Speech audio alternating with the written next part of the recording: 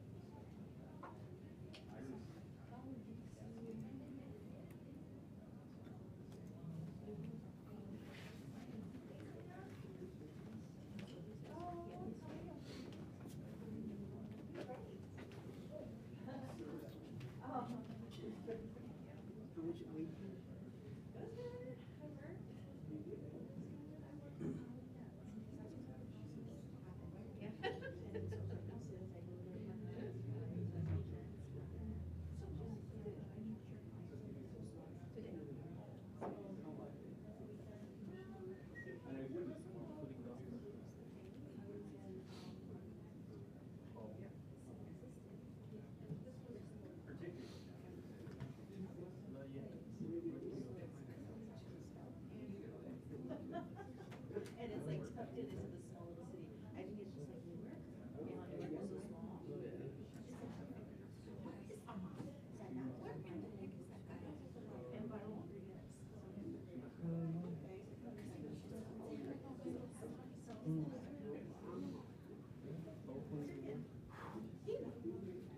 You better. He told me don't go to no one else.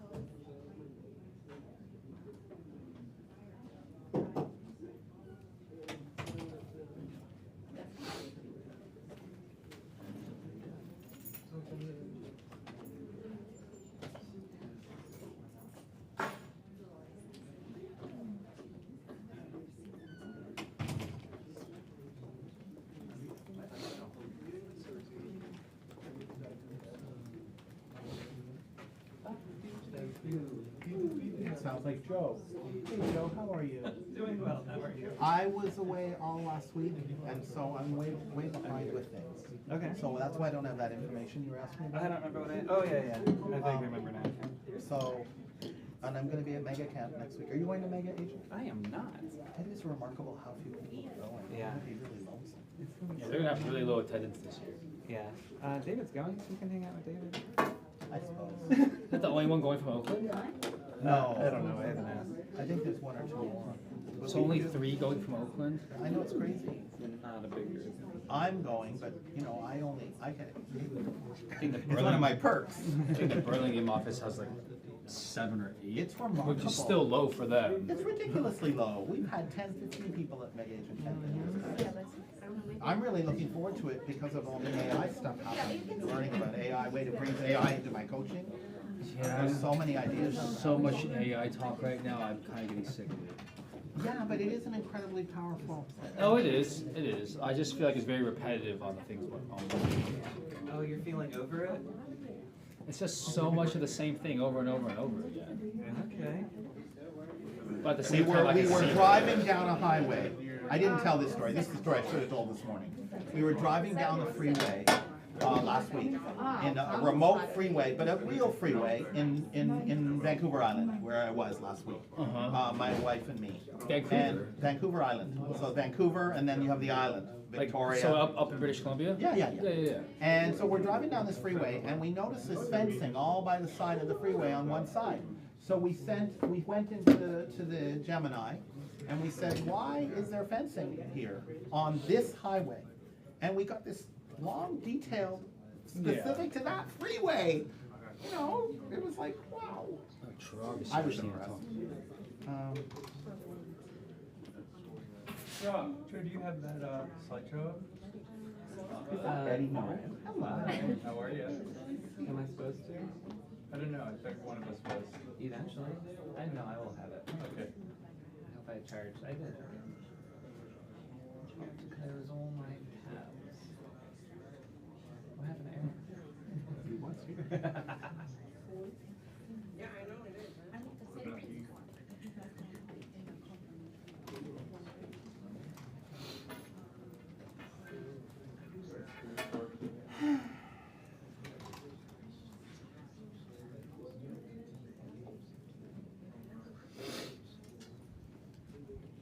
That's not what it was back in the day.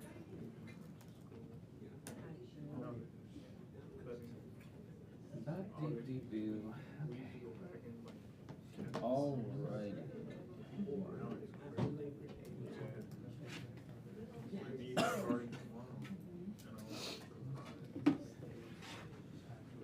Scott's here. There he is. What's going on, man? How's your hand or wrist? Elbow. Better? Well, To a certain extent. it works now. Yeah, there you go. But how are your hand and wrist though? Yeah, they're not too great either. But all right, I'm gonna get started here. It is 11:02, the first team meeting of August. Yay. Thank you everybody for coming here today. How are y'all doing? Awesome. Pretty That- good. Pretty good. That's good, good, good. Love to hear it. Love to hear. You guys know how I like to start these meetings off. So, who has something good they want to share with the group that's happened maybe in the last 2 weeks? Or yeah, Pat, you seem excited. My condo that was on the market for about 120 days or whatever is no longer, it now belongs to somebody else. Hey! Thanks to the help of. You're gonna high five. Were you the one that? She dumped it. Yeah. Nothing like condo pain. She dumped it. She took a really low price for it. Okay, gotcha, She gotcha. lost money on it and the whole thing, but it's what she wanted to do. Welcome, and you got support from our in-house lender here, right? Stephanie, yes. it was Stephanie, do you really guys good. want to talk a little bit about how that transaction worked out? I mean, it was a condo that was sitting on the market. I think the customer did choose another lender, Uh-huh. to go with, but I think they were not as adequate as what He they. didn't pre-approve her. He gave a, he was gave a giving this false- person a loan that didn't qualify. Correct. Oh, well, that's not good. And I had to speak on the harsh words, like, I don't know what your previous lender was doing, she would not have qualified. Was it a pre-qual, not a It pre-approval? was a pre-approval. Really? Yeah, and, this guy just, I don't know what he was doing, but we had to end up adding more people to get additional income to qualify. Yeah, and I called him, about this pre-approval, but he was such an idiot on the phone. Tell us what you really think. I finally told the other agent, I can't work with this lender. Mhm. Okay. Wow, you guys got it all situated. It's sold. It doesn't no longer belong to you. So I love that. That's always good news. I know we've been working hard to get that off the board here for I a want a while. little point of clarification too, because Pat said she dumped it and lost money or whatever. Pat held it, Pat gave her all the great service, she tested the market spoke, right? You did the Oh, best you man, could for your and they were client, going you through the worked- balcony stairway replacement and. We oh, can't, man. we can't control Pat them. was awesome the whole time. Yeah, exactly, and we can't control the market, so the result for the client, you went all the way for the. Yeah, cried a few times on the phone. Oh. Sure, yep. So, good for Well, it's you. over now. So, all right. Well, that's good. Anybody else? Let's hear a few more.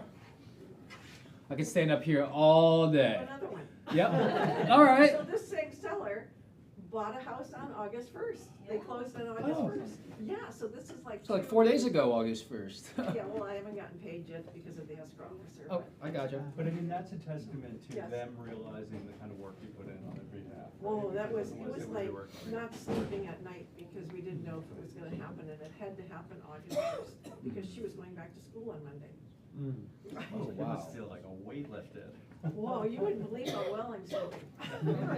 All right. Anybody else besides Pat? I mean, I love that you have a lot of good things going on right now. That's amazing. But let's hear from some others. It could be work related, it could be personal. Let's hear a few. John, I feel like you're about to say something and then you stopped. I'm always about to say. Let's hear it. What were you gonna say? All right, well, I'm exhausted, all right? I just came off 2 one-week vacations. Oh, it's so bad to be exhausted from 2 one-week vacations. I was in Capitola for a week, then I was up in Pollock Pines, then I was in Tahoe, and Oh man, it's such a rough life. I wearing my shirt. Oh, So, but I had a great time, and I'm ready to get back to work. Love to hear that. Thank you. Let's see, who else? Who else got something they want to share? Let's hear one more. One more. Yeah, what's up? I had a really tasty orange yesterday. Oh. There you go. There you go. That's good. Can't remember the last time I actually had an orange. All right. Well, other than that, I mean, Mission Scott, accomplished. Yeah, mission accomplished. You're back in. Yeah, well, you heard me talk about my arm on the way in, so there's a lot of people here I don't recognize, I haven't been around for a couple months. I took my daughter's roller skating in San Ramon at the roller rink, and I fell over backwards, shattered my elbow, broke my arm, so now I have a metal plate and 10 screws. But hey, it's working again, so. And now he's back ready to rock. Yeah, Love I it. went on a listing appointment last week, still working on it, I don't know if I'm gonna get it. And I have one scheduled for this Friday also. There you go. Love to hear it. Getting right back into it. Yeah. Alrighty, well there we go. I do want to get through this a little bit quicker because we do have a pretty good presentation with Eddie and Joe towards the end With of games. our team meeting today. With a game. With a game, so everyone get their phones ready. I want to say that I do appreciate you saying a pretty good presentation because I do believe in like setting these kinds of expectations so you can knock it out of the park. There you go. Alrighty. This is the last time you guys are gonna hear me talk about this. I know I've been talking about it every single week for almost the last 2-3 months, but it's finally next week. San Antonio, Texas. The price, this is the max price that you're gonna see, so it's at $1,200 right now.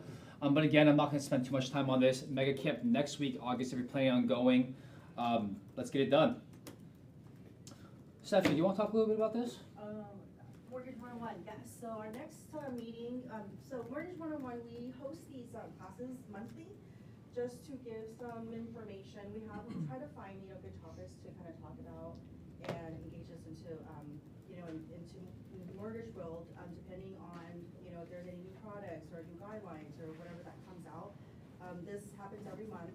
It's on Zoom, so if you do have the time and you can jump on, it's a good refresher class, even for seasoned agents, new agents, to kind of just learn about, mortgage products and how we do things. Yeah, I feel like out here in the Bay Area, we have a lot of different type of clientele that needs specific types of loans. And as a brokerage, you guys have almost every single loan that you could possibly think of in the pipeline compared to a big bank, right? Yeah. And if you guys have certain topics that you guys want to learn about, you guys can let me know, and then we can, have a class, specifically for that delivery class. Nice. Anda, were you gonna say something? I was wondering if there is a video library that we can access from class. A bigger, Library, A video library. recording, library from past classes. I'm not sure. I can ask, yeah. Thanks. Thank you, Harshita. But that's coming up towards the end of this month. So those of you who have clients that need specific needs when it comes to loans that a traditional big bank can't, I'd highly suggest hopping into this class. This week we have quite a few things. Tomorrow we're having our headshot day. For those of you who don't know, this will be taking place for about 3 hours. You guys need to RSVP in order to get your headshot done. So please, please, please, if you guys haven't done that, do it now, because he needs to figure out his setup and a timeline on how long this is going to take. How much is it? It's free. It's free. So those of you who don't have professional headshots, come in tomorrow and get it done. I'm gonna do it, even though I already have some done, just because I don't like any of the other ones. But it's free. Headshots usually cost a good amount of money, especially for something that's professional grade. And this guy also does shoots for homes as well. And I'm pretty sure he's gonna be giving discounts tomorrow. So if you guys wanna come and find out, please RSVP tomorrow and get your headshots done. 12:30 here at the office. And then on Thursday, right here at the Fremont Bank, I'm not sure how many of you guys like commercial or are curious about commercial or wanna learn more about it. but Aria is putting on a commercial event right here at the Fremont Bank this Thursday from 1 to 3 o'clock. Again, you do need to scan the register. That looks a little blurry, so if you guys want more information on it, email me or Harshita. We'll get you guys the links. But this is a cool way for you to network with people out there in the world. Just want to touch on this really quick because I know some of you mentioned to me that you guys are curious in commercial, and this is a great way to learn about it. Also, August 7th, Brian Gubernick, who is the Chief Officer of Place Real Estate, will be talking on Thrive 75. He's also the team leader for KW Phoenix. He's been there for 19 years. And he's also the podcast of a real estate podcast as well. So he's going to be talking a little bit about mindset. Really big influencer out here in the real estate world. So we'll have this on at the office if there's any of you guys here, so you guys can mastermind together and watch it. One of the Oakland agents will be putting on a residential listing agreement class. Is that correct? Yeah, Steven, you want to talk a little bit about it? Sure. This is for all new agents, we've always had a list of required classes they have to do. This is a new addition to that. Okay. So every new agent must take this class. But I think that anyone who doesn't have a lot of experience with the listing agreement should take it as well, because it's an actual deep dive into that form, which I think is going to be really helpful. Can I get a raise of hands of all the new agents that are here right now? Oh, I was just going to ask a question. Okay, so I see at least like 10 hands up. So please, especially if this is a requirement, hop onto this. It's on Zoom. It's only 1 hour long. Yeah. No, actually, a statement.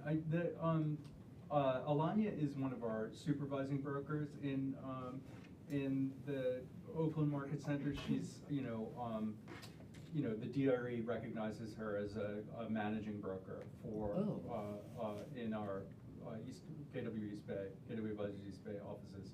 So she's very knowledgeable. What we found is that oftentimes productivity coaching programs and new agent mentorship programs focus pretty heavily on the buyer representation side of things because generally speaking, typically, most people's experience, newer agents tend to lean a little bit more buyer heavy in their representation.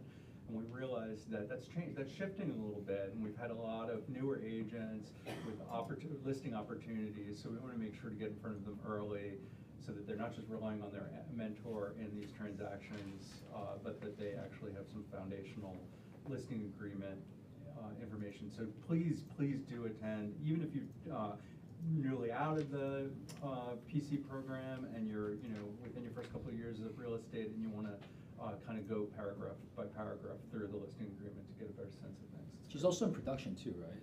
Yeah, she runs a team and she's a successful agent and she kind of fills in when I'm not available to answer broker questions and always assist there. Perfect. So always good to hear someone that's also out in the field too. Yep. All right, thank you, Stephen and Eddie, for touching in on that. And then next week, we do want. Is Preet here? No, but Preet just recently capped, so let's give him a round of applause. He's done 100% commission now. Harshita, do you want to do some of the introductions today? No, that's fine. What? No, come on. Let's have you do it because you're the one that onboarded all these agents. So let's welcome Jaskirat. He goes by Jay. You want to stand up and introduce yourself a little bit? We welcome you and please introduce yourself. My name is Jaskirat. I go by Jay. I worked in IT before. I'm a business owner and I'm a real estate agent. Welcome. Love to hear it. Chang, you want to stand up and introduce yourself?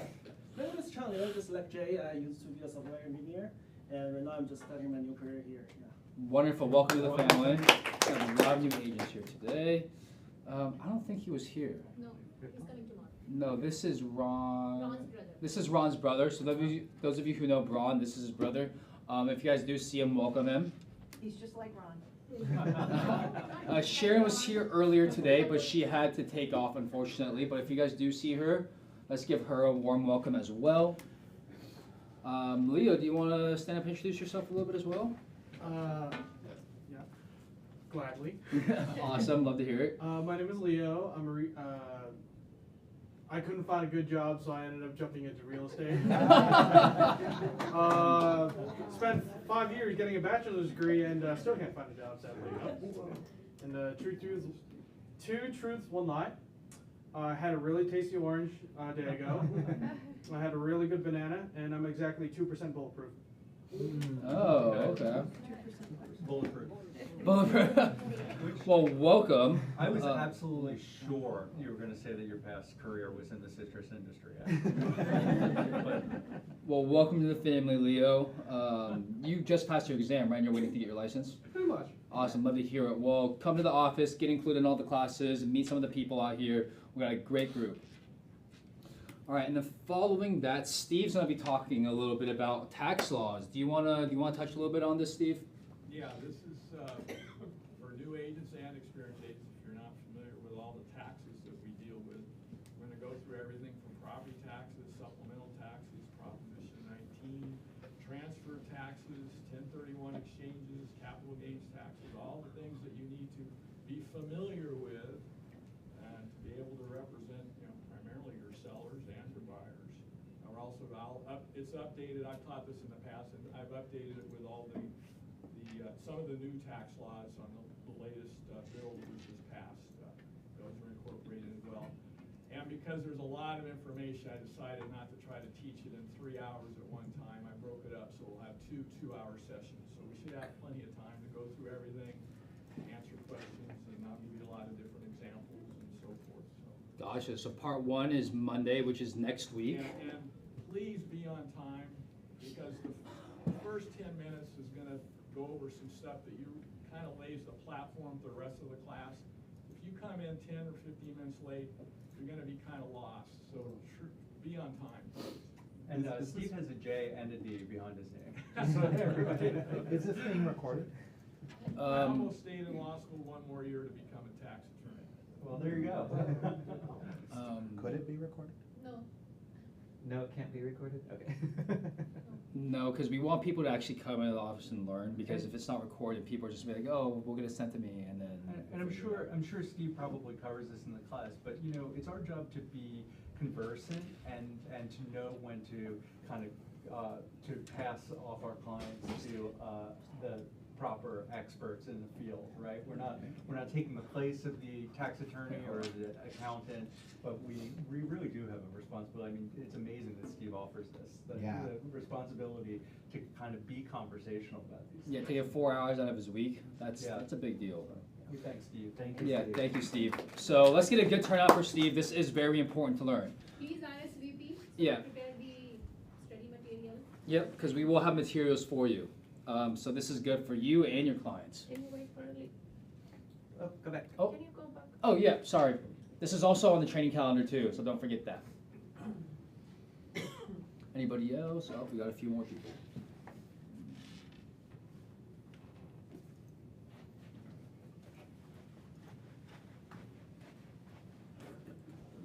All right, I think we're all good. And again, if you guys didn't get the picture now, we do have it on the training calendar for you to RSVP as well. And then that following week, Zach Younger, our regional tech director for all of Northern California, Hawaii, will be coming into the office to talk a little bit about AI and increasing your exposure online and how to implement that. For those of you who don't know who Zach is, it's pretty tough to get him into the office. He maybe comes once or twice a year. He's the guy that you go to with anything Keller Williams Tech related. He travels all throughout Northern California, teaching market centers, coming to all the regional leadership meetings and teaching a little bit as well. So if this is your chance to ask tech and learn about AI and increase your exposure, this is the time to do it. This one will also not be recorded because Zach is coming in person. And he wants to meet all of you guys personally. So please come to this. I think it's going to be an awesome event. It's going to be from, I'm not sure how long it is. He just said it's going to start at 11. It might be 1 hour, it might be 2 hours. But this is an event that you guys won't get to experience very often. So let's be here August 20th at 11 o'clock. You guys will get some reminders coming into that as well. And then this is one of Anna Rutolo's, for those of you who don't know her, one of our lenders that our agents like to use. This is one of her partners. He will be speaking on Social Security benefits as well. That's gonna be that following Friday, 2 days after Zach's class with lunch provided. So you guys will get a couple more reminders because this is about 20 days out. But please RSVP so that we know how much food to get. If you guys don't RSVP, you won't get any food. And I'm just being straight up. Yes, Anda. What does CRPC stand for? It's a great question that you're gonna have to ask him or Anna Rutolo. Or we can make it up. See, what do you guys think it stands for? Certified Something productivity. retirement? No. I'm No? just kidding. I know he works in the baking industry. I know he's in the baking industry. Retired planning consultant. Planning. Chartered retired planning consultant. Oh, retired planning counselor. There you go. Cool. So Social Security is probably his niche. So if you guys have any clients that need to learn a little bit more about this, I would, or yourself, let's come and eat some food and learn. Or peers, agents from other brokerages that you're friends with that could use would like to come in too, right? Yeah, again, every single one of these classes is open door to whoever you guys want to bring in. Even if you guys have buddies at different brokerages, always invite them. And with that, we're kind of gonna scroll straight into the market update. Yeah, Steven, is there anything you want to talk about? My class Friday didn't make it to your list. Oh, what's your Why? class on Friday? I'm teaching actually, sorry, it's Thursday. Thursday at 3 o'clock, I'm teaching about appraisals. This Thursday? Yeah. Okay, we'll talk about it. So Thursdays, I'm teaching about appraisals. If you want to know anything about how to work with appraisers, how to represent your buyers or sellers appropriately with appraisals coming in low, or having other issues, come to this class. It'll be on Zoom Thursday at 3. And this is open to everybody and everyone, Of right? course. Love to hear. And that's going to be through Zoom, 3 o'clock. Unless you want to go to Palo Alto and meet me in person. Palo Alto actually isn't far from here. It's only about 20 minutes. So there we go. Thank you, Stephen. We'll make sure to get that on the calendar and remind some people as well. So we're gonna talk about the market? We're going to talk We about ready? the market as of July 28th. Wow, what are we seeing in the market? Hi, blue. High blue, whatever blue is, and blue is active. Active. So we got blue is the number of active listings, and orange is the number of pending listings. So what does that mean, high blue? We're not selling the inventory as quickly as we'd Yeah. like to. Right, so there's more sitting on the market, there's more expiring, there's more. It's the thing that we've been asking for the last however many years. Here it is, it's the inventory to sell, but we're unable to sell it? Is that what's happening? And why is that?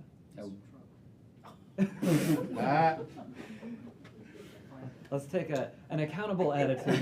What is it that's happening here between us and our clients that is keeping this inventory from selling? Job market is not that stable. Right. Okay, It's yeah. scared to buy, commit to buy. Right. Yeah, the job report released last week. Yeah, and we saw some People are living updates. in fear. People are living in fear. Absolutely. Yeah. And you need to have the discussion with your seller that the market is not what it was 6 months ago, 12 months ago. It is different. The buyers are very slow to buy right now. They're contemplating their future savings that they got, their IRAs or 401ks, whatever. Mm-hmm. Yeah, and sellers just need to realize they're not going to probably get what they would have gotten last year. Right. We'll talk through what that conversation might look through in a minute. Yeah. Two people may not like hearing this, but this tariff crap is really creating an unstable economy. Yeah. And people are really not sure which way we're going yet, and it's gonna take a while to figure this out. And it all plays into the whole, dynamic. Absolutely. Yeah. That is true too. And we also know that there is still an orange line. Oh, Eddie wants to ask. Yeah, I just want to before- say, like, yeah. somebody said fear. I think that's really true, and I don't think that we can kind of just jump over that so quickly, because I think that it's probably up to us in our conversations to figure out the way to move things from fear to opportunity, right? The buyer needs to we need to help facilitate a reset in thinking, right? From fear to opportunity. Yeah. And, you said that we've been waiting for this inventory for a long time. There are choices, there are more options for people. Presumably, we'll see a more stable economy and different kinds of interest rates in the future. There's got to be an optimistic spin to put on it. Well, or what change is- of conversation. Yeah, thank you. So what does that look like, moving people from fear to opportunity? Oh, I don't know, Joe. I'm leaving that to you. I do think it's conversation-based, right? And Yeah. it's data-based, Mhm. showing the long-term, maybe showing some of the long-term data about the advantages of owning real estate and what kind of position it puts people in when they hold real estate for a long period. Right, yeah. Avi? I mean, I just wanted to make a couple of points. I think we see this, but then there is, if you peel the onion a little bit, I have a buyer looking in Newark, first time home buyer. And I'll make 2 points. First, the homes we are seeing, multiple offers. So we have, his price range, 1.3, he's not making it. Mhm. Right, so while this is what it is the broader Yeah. data, because every home has its own merits and Yep. demerits and has to be evaluated Okay. as such. So he's not getting the home. Yep. That's been, so he's been getting priced up. And to Eddie's point, I think that conversation sometimes with the first time home buyers, especially the Bay Area buyers who think they have access to all the data and information in the world, they are looking for deals. Yeah. And it's been hard to convince him that something's not right in what you're doing. In spite of providing that data, you're getting priced out. So, you know, it's sort of that three-foot stool, right? Which is budget, expectations, and, you know, sort of whatever that third thing is. But you're not making it. Something has to change. Mhm. If you keep doing that 1.3 offer and you're getting priced out, 12 offers, 13 offers, there are 13, 14 other buyers that you're competing with. Yeah. Something has to change, either your budget has to change, your criteria has to change. Or your expectation, right. Expectation, something has to change. And until that is being realized by that individual, I'm not saying everyone, but that specific individual you're working with, Yeah. So he's not gonna find a house. yeah, you alluded to a few things. That was great. Yeah, I heard in there a tale of two markets. A tale of a market where there's multiple offers and things are selling as quickly and for over asking and all that. And then this market that we can more see in that chart where there's inventory sitting on the market. Is that what we're feeling out there? Yeah, I think his point is great too, and I think it's almost like a correction to what I said. I said it's always about like talking about opportunities, but I actually had a phone call today with a client who was looking at, hearing the news stories and thinking that she had this amazing opportunity that was completely unrealistic, right? And the property that in question, after I did some digging and spoke to the agent, is probably gonna have about 11 offers tomorrow, right? But people have this idea, so we do have to tailor our conversations very specifically.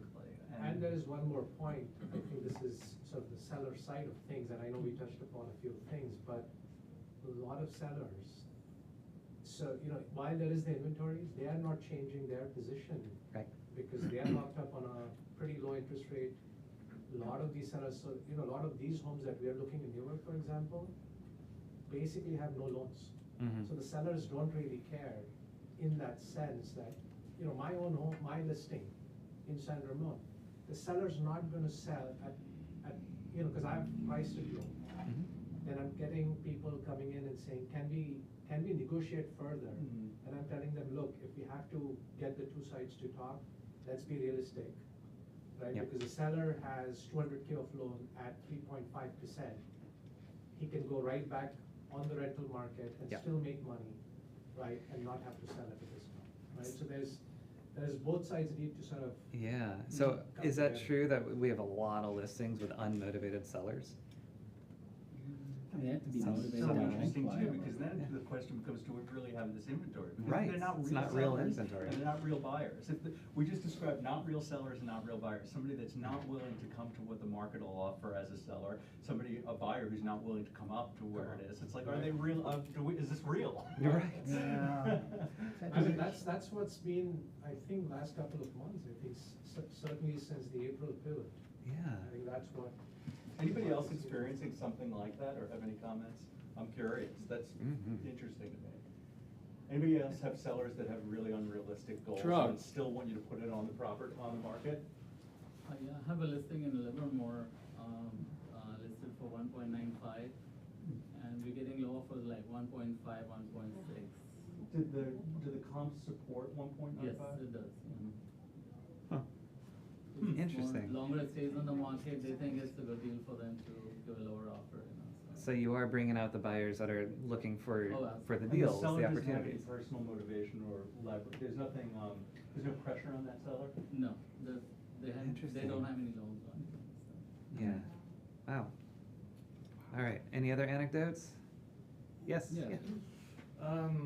Well, I haven't sold any houses. I have talked with my peers who recently graduated, and one of the main issues is that while the cost of living has increased and price of houses have too, but at the same time, the job market and everything else is making it really difficult to try to encourage them to actually enter into the Bay Area living space.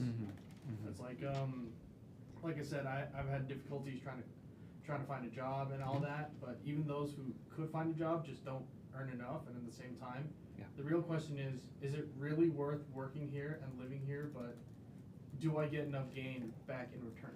Yeah. So and that's what you feel like a broad demographic is asking themselves: is it worth living here? Yeah. Yeah. G2. Is it possible to superimpose the sell price on this graph? Yeah, I mean, it'll be a different line, but yeah, absolutely. I can work on that and get that back to you. Where do you think, so I did look up sales in the Tri-Cities. What do you think the sales price, median sales price looks like from 2021 to present day? It's gone up. If you're here for David Here's Stark, some up, yeah. you guys would know. I don't have it with me, I'm sorry. But yeah, it's kind of fairly steady. There's some up, there's some down, I think we're up though from. We are. I mean, last night I was looking from mid-2022, and we're definitely up from that moment. On average, of course, averages tell a different story. We're so spoiled by like exponential increases for like a decade plus, right? And the fact that we're holding our own, Yeah. we should be, you know. But now we're in this dynamic where we got sellers that want it to keep going up, and we got buyers that are done with it going up, and we got buyers that are ready for that deal. So, yeah. I have a question for the representative. So this big gap that we see, big delta there, right? Yeah. How as an agent can we capture that delta? Yeah, well, it's finding the motivated is where it comes down to. But what I'm hearing is that there's a lot of that gap is unmotivated. They're not real, to Eddie's I point. think you have to have these really super honest conversations that are data driven really early and test where you're spending your time as a real estate agent. Yeah. Because one of the first things you learn in this industry is I can spin my wheels with unmotivated people, and I will waste a lot of my time. And so it's got to happen early, where you try to figure out where people are at motivation-wise. Yeah.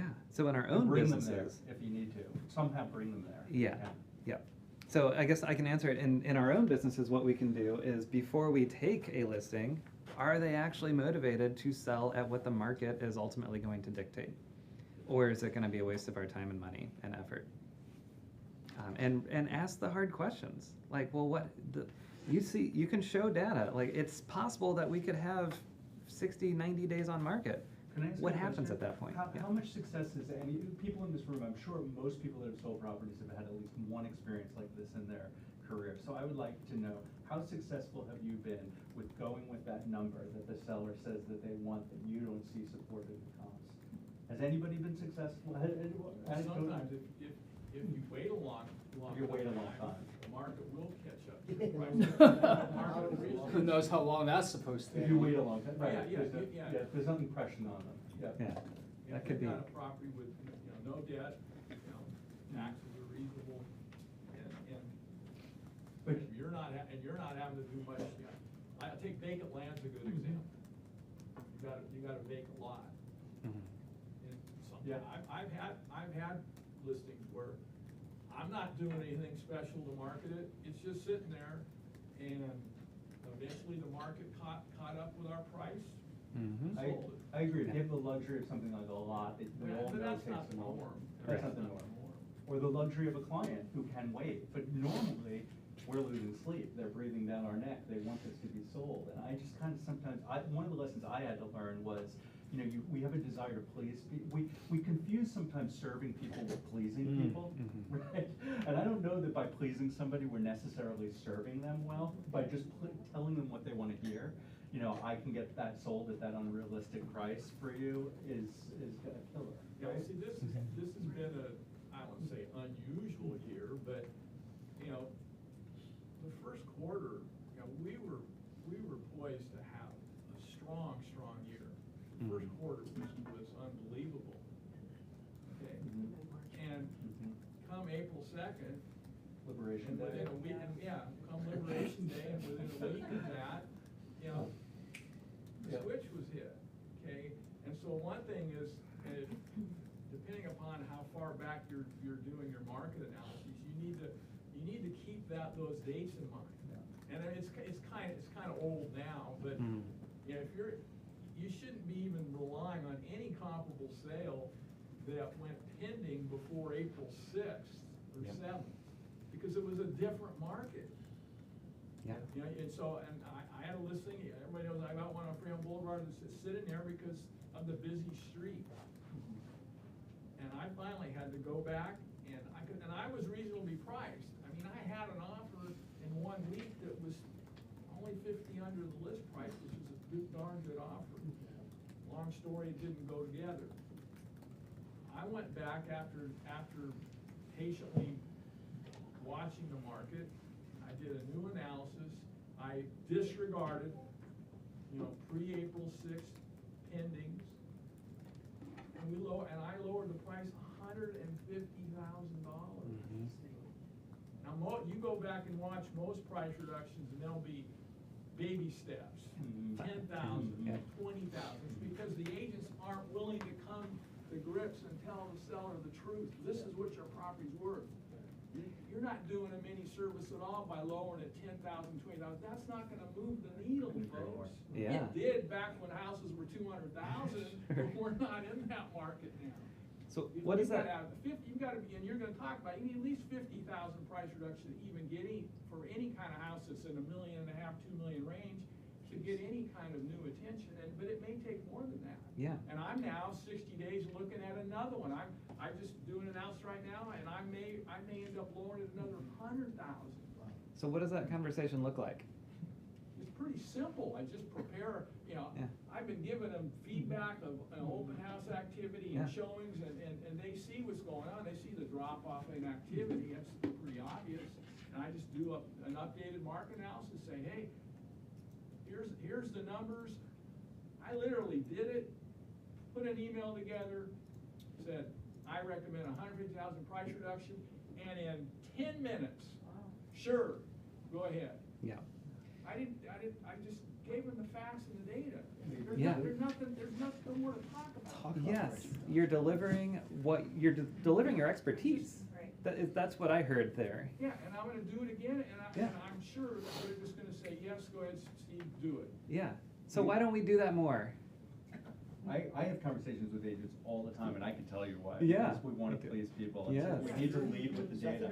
More mistakes happen in real estate because people don't have honest, data-driven conversations. I think that's the key is there. I think, to be honest with you, absolutely honest with you, I think majority of us sitting in this room, or I would say 90% don't have the right data.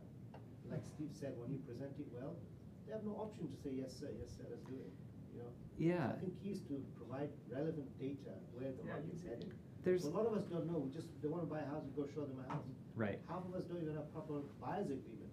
Right. So I think we have to go back to the fundamentals. Number one, have this buyer's agreement in place. Yeah. Get a proof of fund or pre-approval letter. Yep. If you don't have these two components, don't even show them a See, house. there's another flip side, and Avi's a great agent. He knows how to do a market analysis and how to represent a buyer and explain to him where the value is.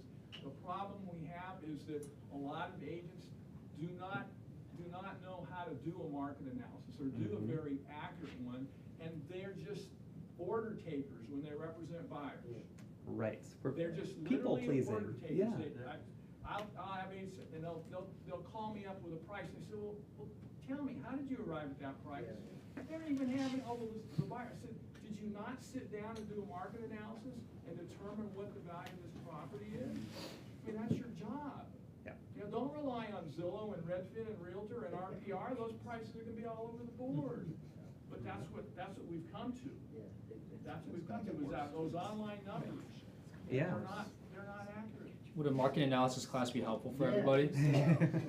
It sounds like it would. All right, we'll get that on the calendar. I'll And tell so Harshita. one other thing I'm hearing from Steve is a detachment from, like, this, it's not my responsibility that there hasn't been a buyer ready to offer whatever price on your house. Like, all I'm doing is, here's the data, here's what I've done for you, here's who's showing up and who's not showing up, and here's the strategy I recommend to get that buyer for you.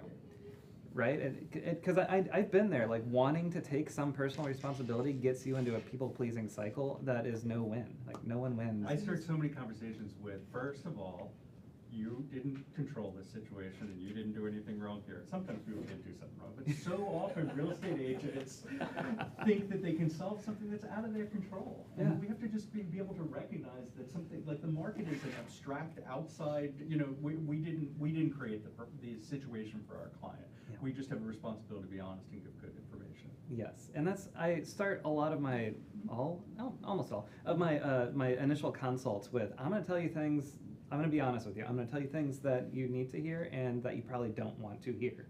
And I'm very, like, clear with that, and, like, are you okay with that? Because if not, like, we're not a good fit to work together. And people are, like, they want that. That's why they're hiring you, for your expertise and for your true, honest opinion, not your people-pleasing nature. Love that. Okay, cool. Oh, look at that. So just, this is right out of Shift. I used to know the page number, I don't. The Shift's a book, it's in our office all over the place. Find it, read it. Essentially, this is what often happens, is seller wants a price, so we list at the price, but this says home values. Our home values on average may not be falling fine, but they're clearly not in alignment. And the problem is, the longer you stay on the market's assessment of your property's value just goes down, right? So you end up in the same chasing mode. So this is why pricing a house right the first time is so important, and doing drastic big cuts as soon as possible are important. Yeah, I mean, the one thing you need to remember and to share with sellers is days on market is not your friend. Yeah. So price it right. Creates more stink as it goes. Yeah. Yep. So you got to get below that line. Yep. The dash line. Okay, cool. All right, Bob, we're gonna jump straight into coming soons and just listed. So those of you who are here that have one, tell us how you got it, price, and why someone would want it.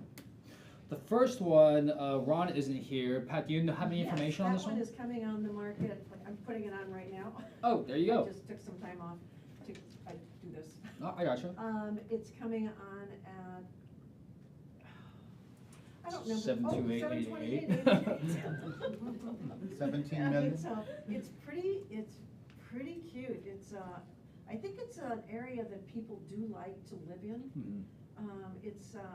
Doesn't seem to be any balcony or stairway issues with this one, or else they've been completed. That's always good. I haven't seen the HOA docs yet. They hopefully will get ordered before this weekend. I gotcha. Yep. How did you get this one? I have no idea how I get it. How Okay. did I get it? I got it through Ron. All right, well, for those of you who want to learn more about this one, reach out to Ron or Pat. Don't reach out to Ron right now. All right, reach He's out to in bed on Pat. the dash, okay, sleeping. William has one. This is one that he took off, but he's putting it back on. Out in San Jose, 2-bed, 1-bath. He's going to be putting it on the market sometime this week, and he did mention to me that he would like some support with open houses this weekend. So for those of you who want an open house opportunity for a first weekend, reach out to William Sweet personally. I just want to make sure that not just new agents know, but all agents should know that we're tracking for the new agent program across all our offices where these agents are getting their deals. Open house support is the #2 way of getting clients that close. Yeah. I need help with open houses this weekend too. All right, well, you guys have options here. Yeah, so just talk to me later, talk to me after, Yep. when are we meeting, at 12? So at 1 o'clock, can we talk? But again, reach out to You have to William. be open house certified though. Yes. That's what I'm wondering, cause, I'm To be still open waiting house for. Yeah, you don't have your license yet, technically. Yeah. Yeah. All right, well, License reach out to and William if you guys want this. Again, this is a relisted property, so this is technically its first weekend. Again, Natasha's not here, but reach out to her. She has one in San Lorenzo, 3-bed, 1-bath coming soon. She also has another one in Union City, 3-bed, 2-bath coming soon. She is on fire. I love to see it. A third one in Milpitas, 2-bed, 1-bath. Pat, you got one Yes, coming soon. I have one. I'm meeting with her tomorrow again to pick out the flooring that we're gonna be putting down. That, tenant's in the property until the 18th, so the painting will start after that, hopefully on the market by, September 1st. There you go. Well, how'd you get this one? Somebody that I've been calling for years.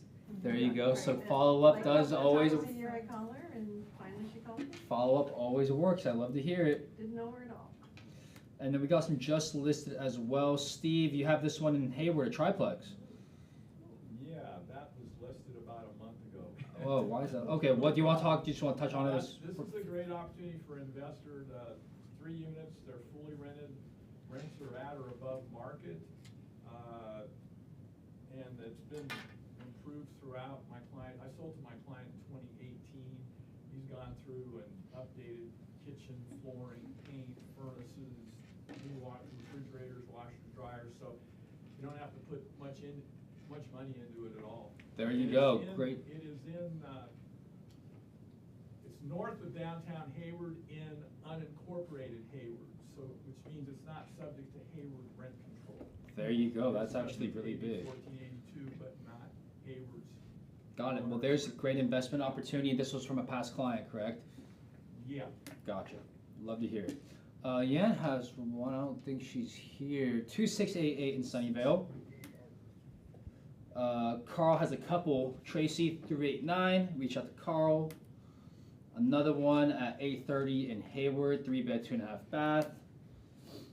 Another one in Castro Valley, a duplex at 2.5, 8-bed, 8 baths. Bill has one here in Fremont, 2378. That one was these two were listed a little bit ago. Another one in Castro Valley, 775. Ron, I think this one was listed a little bit ago, or Yeah, just this one's been on the market about a month. okay. Yeah, this one needs an open house this weekend, and so does the one before. All right, so we have 3 open house opportunities this weekend, everybody. Jump on those if you guys want to grab some clients. Chirag, this is the one that in Livermore that you were talking about a little bit, right? Do you have open houses this weekend? Yeah. All right, what time are those at? 1 to 4. 1 to 4. Go out to Livermore if you guys have clients that are looking out in that area. 1948. And then with that, I want to bring Eddie and Joe up to the stage. They have some things they want to talk about today. Let me stop presenting on my end. We're cahooting, guys. Oh, we already stopped. Yeah. Get out your phones. Scan that QR code. I don't know if I can make it bigger. You're sorry. welcome. If you guys want to go. While Joe's Game- getting, if you want game while of Joe's five. getting are you all set up? You're all I'm set set up. up. I was gonna say, that conversation we had about the people pleasing that we were talking about in reference to prices. The same is true, like when you're having these honest conversations. I can't tell you how many agents, find themselves in those situations when it comes to disclosures and repairs and all kinds of negotiations. We don't. There's a lot of situations we don't create in real estate transactions, and like putting off the hard conversation is never helpful. Never. I will tell you that I see it so often. Putting off hard conversations don't help no one. All right, where are we at? We got everybody? I don't know. How we doing? People are still coming into here. I think we have about Okay, no 12 one's right now. aiming their camera at me, so I think we're good. All right. Oh, you're going that way? I don't know where you want me. Bert, Steve, PC, Steven, DL. Cool. All right, people are still putting in their names and stuff. Rima K.R. Scott. All right.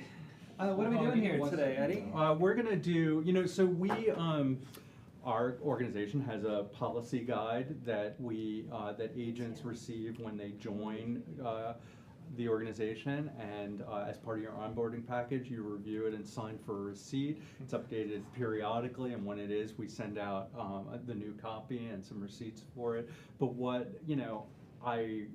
have come to realize is that a 50-page document isn't something that's readily available in your memory bank, or the terms of a 50-page document aren't readily available in everybody's memory bank. So I thought we would go through, or Joe and I thought we would go through some of the elements from the policy guide that we think, could, it could be helpful for us to just bring up some of these items. Yeah. So we're gonna do that, and we're gonna do it with some gaming aspect in it. With So you'll need your Kahoots. phone. You already scanned. So it's gonna ask you questions. You're gonna answer you know how the Kahoot works? Yep. Okay. You're gonna answer the question as quickly as you can, correctly, hopefully, and you get points based on how quickly and, of course, the accuracy. Is there a prize? Is there a prize? Probably. I'm gonna go with yes. It's Bragging rights. unannounced.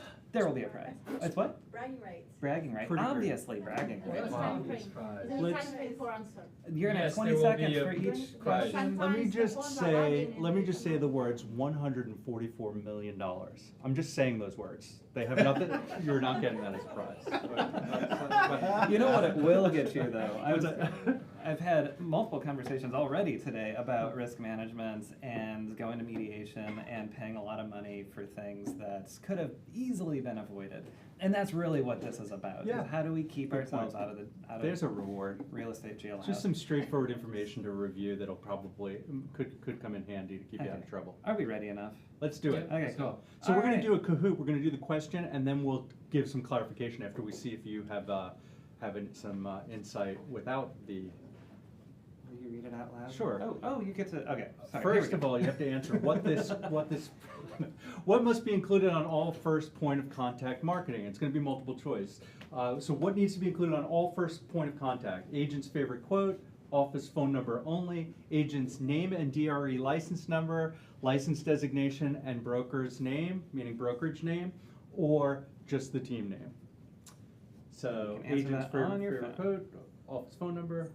There we go. Okay, the answer, I think, of course, is that on our first point of contact information, we need agent's name, DRE license number, license designation, meaning realtor if you are one, and everybody in this room should be, broker associate, real estate agent. PC Steven, we're very happy to see that. PC Steven TL and Should know it, Steve right? and Rima, we're happy to see the lead report there. So advertising guidelines. So all first point of contact marketing materials must include agent's name and DRE license number, the licensee's designation, meaning real estate agent, realtor, broker associate if you are one, the real estate broker's name, so that's KW Advisors Fremont, not just the team or DBA, and that applies to social media, websites, yard signs, emails, et cetera, et cetera, et cetera. No misleading or outdated claims can appear in our advertising. Everything must be current and compliant. Open house and directional signs need broker name only if no agent info is shown. That is was in the policy guide and it needs a little clarification. So if you have a directional sign or an open house sign that does not have agent name on it, then it can just appear with the brokerage name and preferably the license number, but just the brokerage name. But the second you identify yourself on a piece of marketing like a sign, it needs to have your license number, your designation, realtor, real estate agent, broker associate. It has to have the broker name, KW Advisors. So before you go on, so open house signs need to, if you're gonna have your name on them, need to have your designation on them as well. Yes. Okay. Cool. Do you want to talk about what a first point of contact is? Yeah, everything. So first point of contact, the way to think about it is everything. Actually, there is a car quick guide sheet that almost makes a joke out of this. It says, people ask all the time what first point of contact is. Just assume that it's a first point of contact. If you are contacting the consumer, if something's going out, particularly because we send things out en masse, or we put things out that could be visible to anybody that could be a first point of contact with, we should just cover our bases and make sure that anytime we're reaching out to consumers, we're communicating with consumers, email, electronic, signs, that we should have this simple information: our name, our license number, our designation, and the brokerage name. Anda? Sometimes I see the wording, piece of disease independently. Yeah. That sentence, what about that one? That sentence is a corporate overlay. So on all of our KW Advisors marketing materials, we have we are required to use that. So our marketing departments put that on. But this, what we're covering today is, That's right. we're covering today is Department of Real Estate related. So you're not going to get yourself into a whole heap of trouble with the DRE for not having that all offices or. Yeah, That's but you'll need KW. it. Yeah. What about with KW? What's that? Am I getting in trouble here? Well, Yes. we'll Short ask you to correct. We'll ask you to correct it. Yes. But we're friendlier to deal with. We're than the way DRE friendlier to is. deal with, and we'll work it through with you. This stuff is the stuff that you could be brought up on charges for. Most of your good printing companies that do real estate printing know that that belongs on flyers and business cards, and you'll automatically Yep. see it in the proof in most cases, but you do need to check for it. Certainly if you use Procasa. Yeah. Yeah. All right, here we go. Yep, Get your phone thank out. you for that, Anda. Which of the following is considered a team name and not a DBA? And the choices are the Property Brothers, Lux Realty and Corp., the Thompson Group, and Broker Nation. So which of these is a team name and not a DBA? Property Brothers, Lux Realty Group, the Thompson Group, or Broker Nation? Running out of time. 4 seconds. 3, 2, 1. All right. Yeah, it's a trickier one. That's All pretty. right. I think What that is one's the pretty. answer? The Thompson Group. I think that's pretty straightforward, right? I think it's pretty straightforward. If you form a team or a group and you need to let the broker and the brokerage know, and we need to, talk through that process. If you're a team or group, it means that you're 2 or more people, and you can use the surname of the rainmaker, the team lead, with the word group or team. Let's go to the next slide. Or if we could. associates, yeah. Or associates. Oh, we got. Sorry, we got okay. who's winning. Okay. All right. And it does not need to be DBA'd because Oh, you're boy. just using you're identifying You yourself. told me to go. I'm sorry, I can't That's stop okay. it. That's okay. So let's do another one, then we'll talk more about that. If you name another agent in your team's marketing, what must you include? Their full name, license designation, and license number, their nickname, or their headshot, or their birthday. It's just a little reminder, I think, Okay, really, cool. right? Their full name. So let's go to the slide that explains some of this Is it out, next? right? Yeah, it should be. Okay.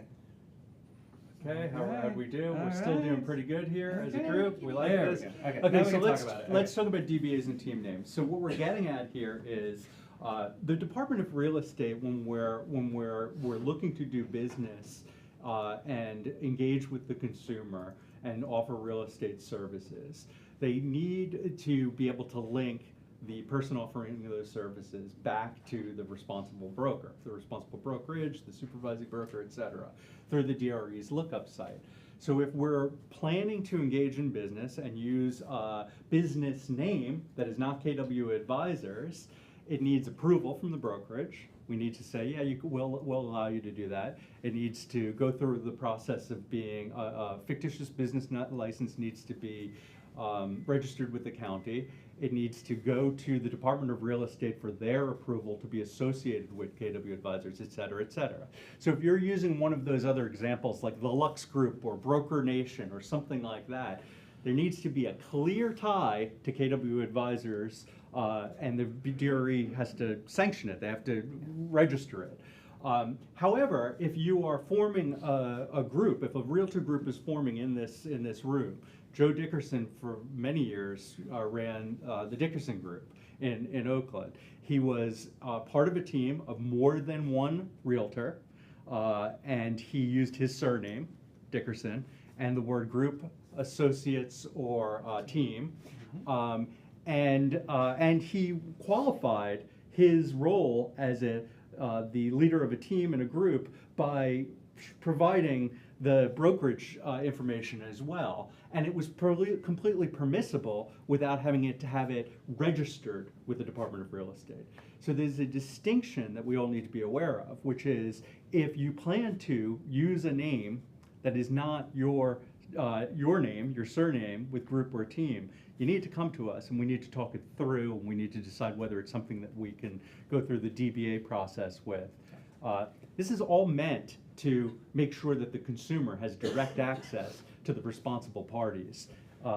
and also to make sure that we're not misleading the consumer to believe that we're running our own real estate business that's not part of a corporate license like KW Advisors. So team name does not equal DBA. Team names need no DRE filing. They include surname plus team group or associates. They're used by 2+ licensees. I've had many people say, I want to form a team. I'm going to start calling myself the Moran team, but I don't have anybody that I'm working with. Not so fast. Under the same broker, team names must not include broker, brokerage, etc. Again, the spirit of this regulation is that we're not to mislead the public into believing we're running our own brokerage. The advertising must include team name, agent surname, license number, and broker name, prominent, and must have the full name, license designation of and license number of any agent who's also named on that marketing. So if we throw one of our peers onto that marketing that's on our team, we need to provide their info. If these rules aren't met, and we need a DBA, it must be filed through the DRE. Sound good? Does that make sense to everybody? The distinction? Love it, cool. Okay. And both routes are doable, and we have both in this office. Yep. We have the Carl Medford Group, Right. Carl Medford Real Estate Group.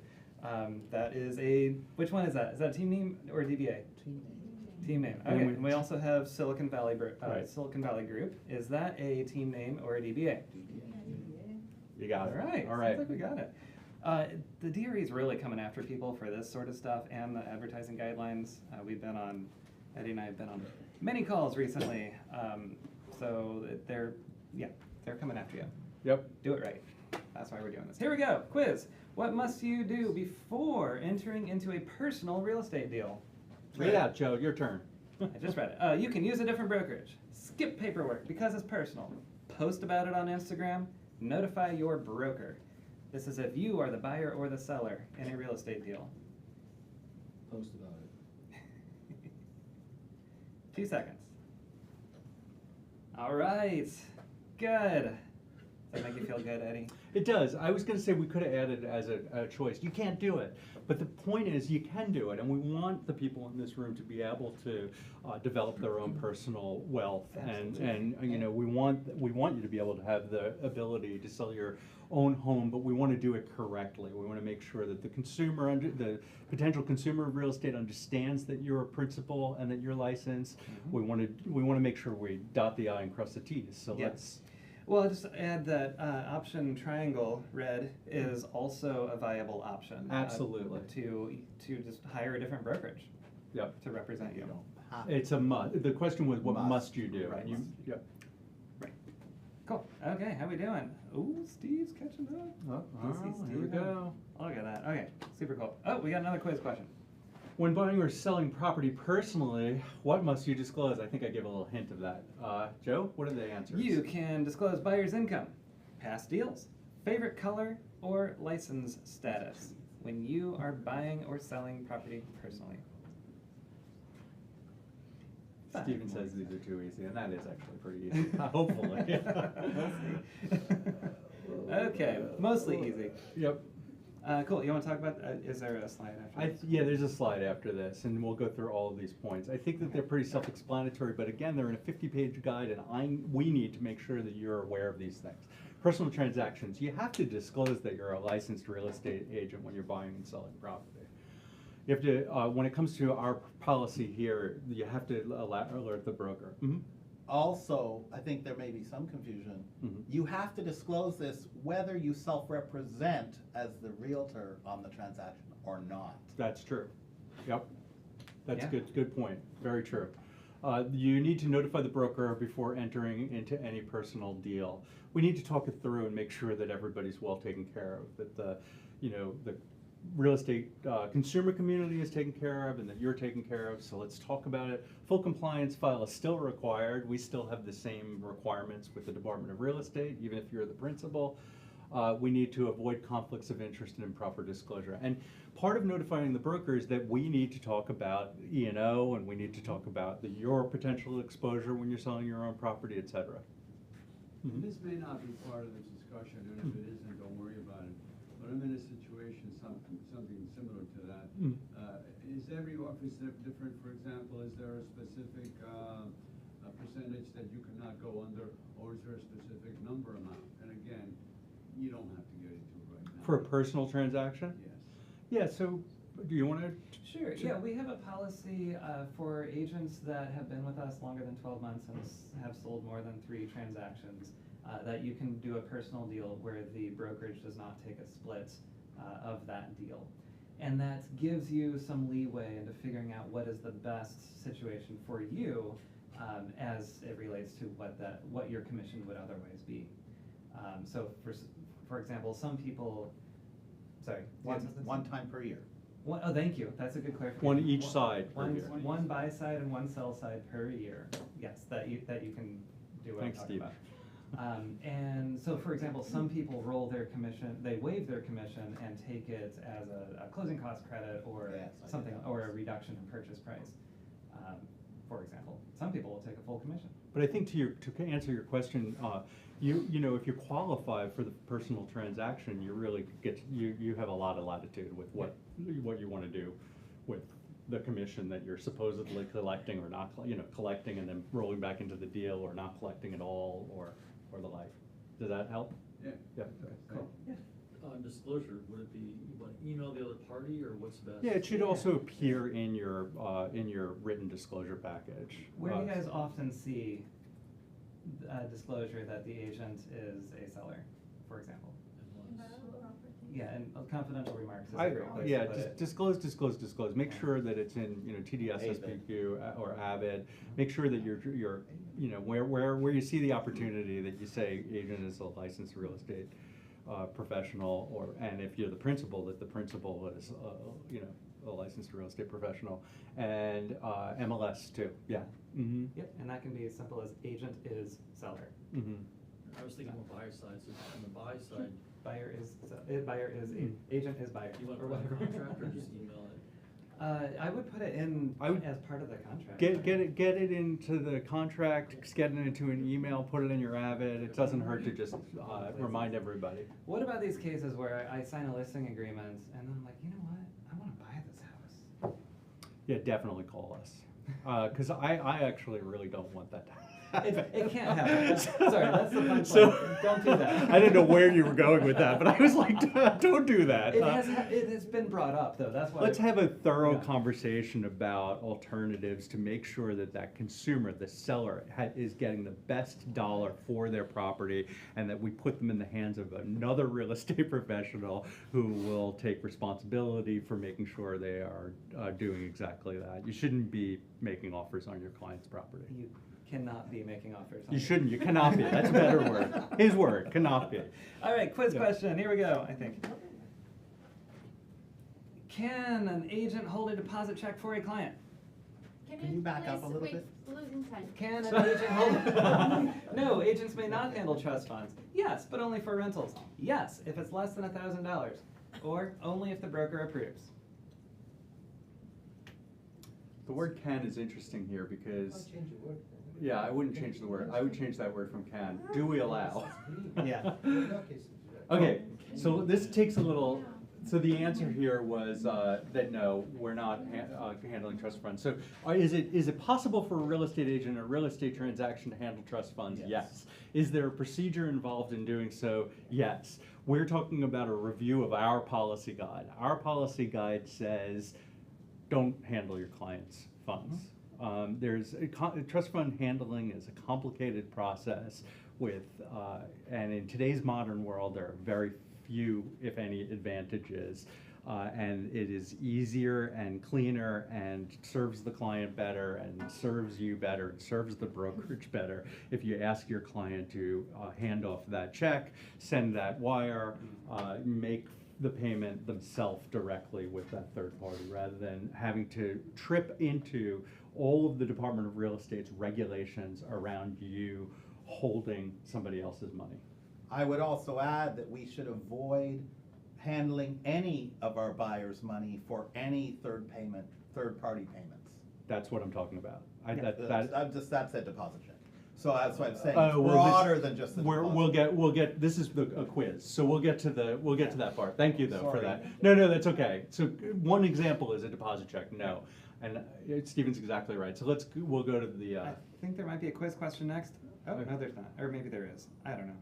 PC Stevens. Okay. So to Stephen's point, we're talking generally about trust funds, and when we talk about trust funds, we're talking about any monies that belong to our client or belong in our client's pocket or the like.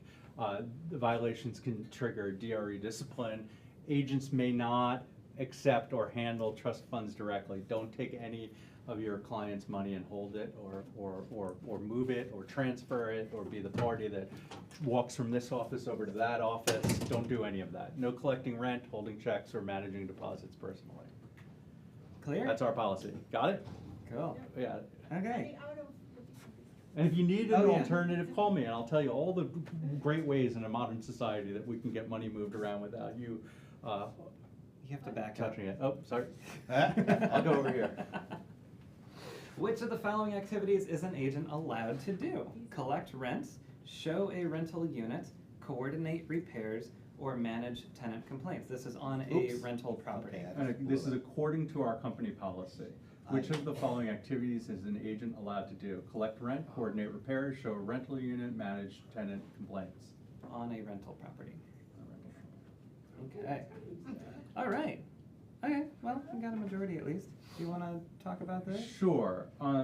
Well, we'll get to the slide and we'll Okay. talk a little bit more about it. But that was good. The answer there was show a rental property, not collect rent, not organize repairs, etc. And let's find out why. Okay. So property management is prohibited at this brokerage, and it's prohibited at a lot of resale, real estate sales brokerages.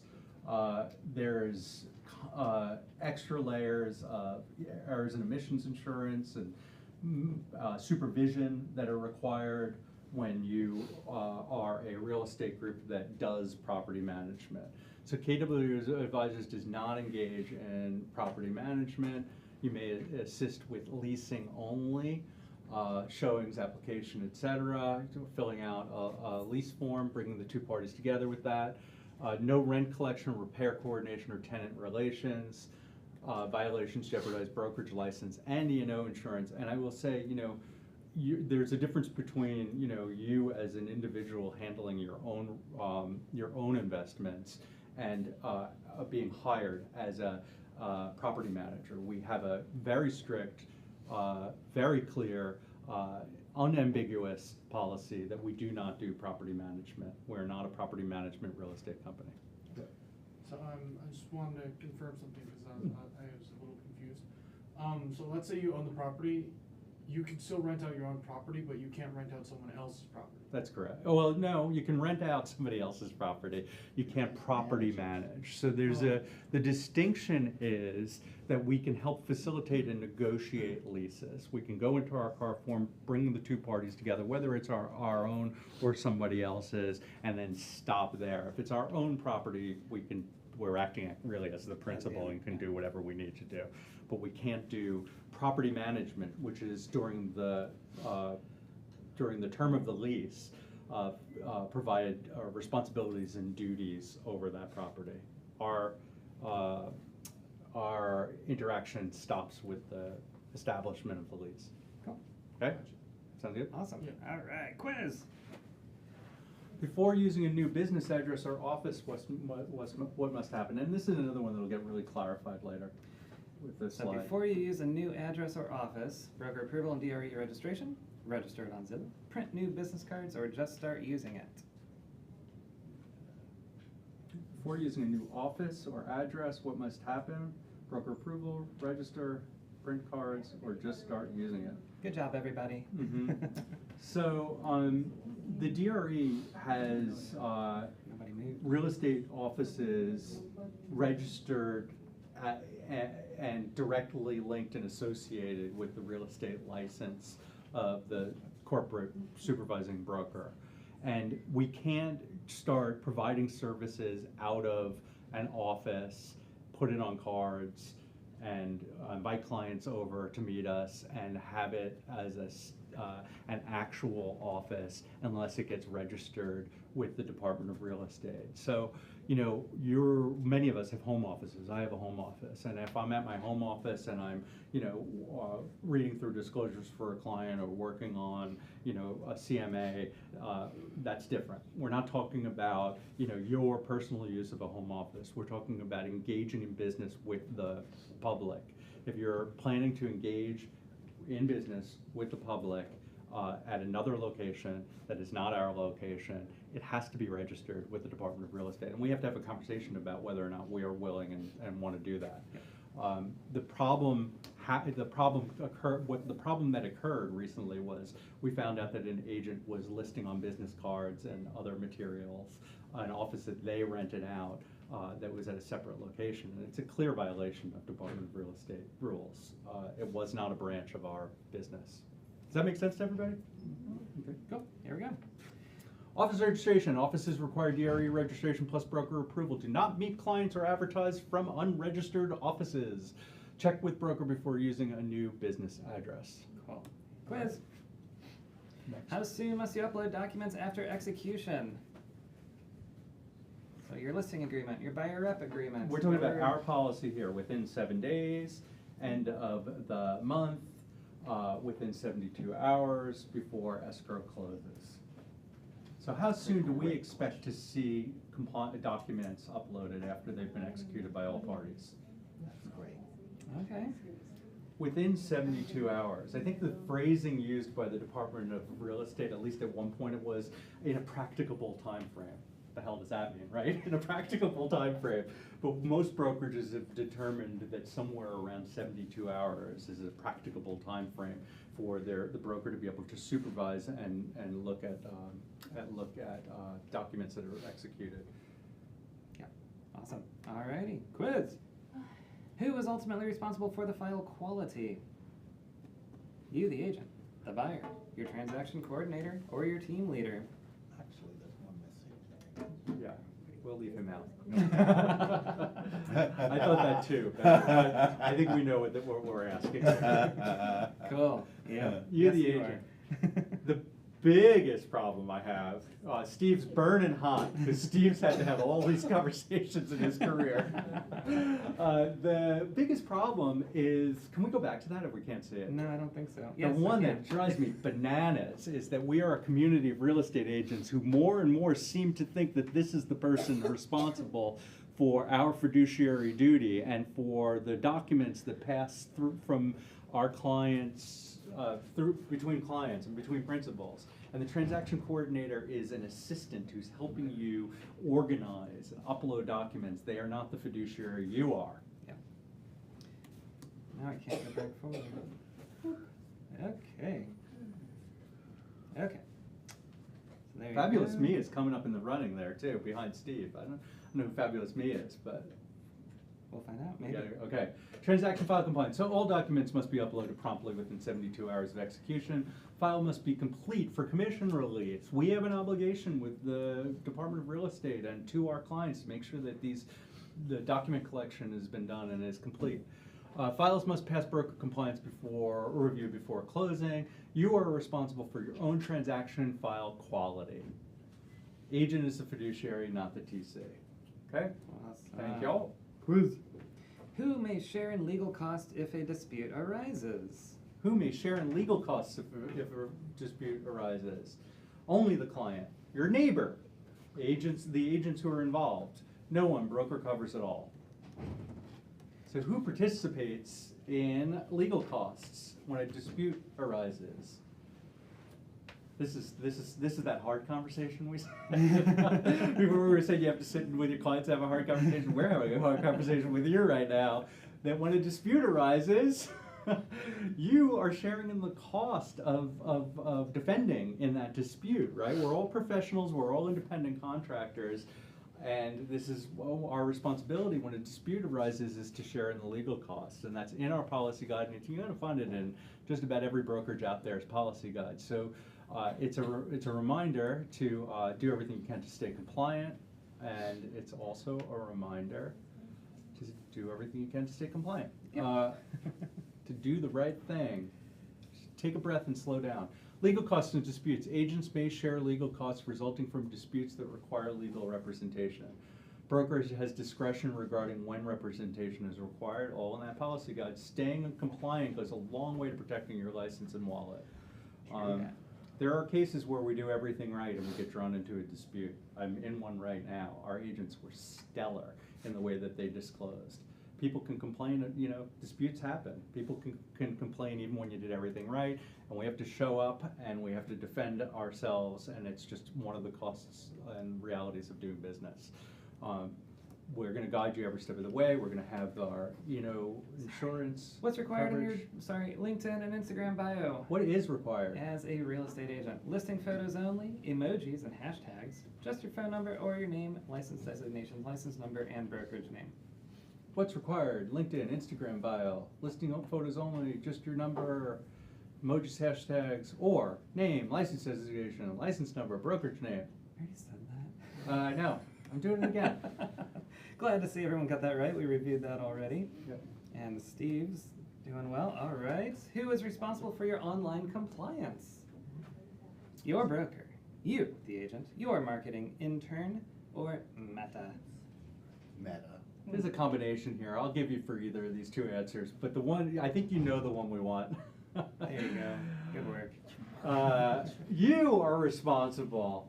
I will also wind up in the hot seat, but you are responsible to look after to make sure you're compliant. I'm surprised AI is only in second place.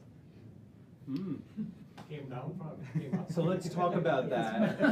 Yeah. Oh, that's you. Oh, Hubby. Not a artificial That's intelligence. funny. How do we know you're not AI? You don't. Audits and None of this may be Well, he real. comes from tech. He's a very efficient real estate agent. Audits and social media. You must self-audit your LinkedIn, IG. If we're depending on you, you have a responsibility as a professional. We're depending on you to self-audit your websites, emails, etc. Ensure your name, license number, license designation, and brokerage name are all visible. Remove any past brokerage DBAs or misleading team names. That actually came up fairly recently, that somebody had a website that they weren't using, they hadn't used in multiple years, but their name was on it, an old DBA that wasn't registered with us was on it, you know, and it creates problems. Broker will conduct random compliance reviews, so we do task our marketing department with doing some random reviews of social media, etc. But agents are responsible for ensuring everything's compliant and also ensuring that websites are ADA compliant.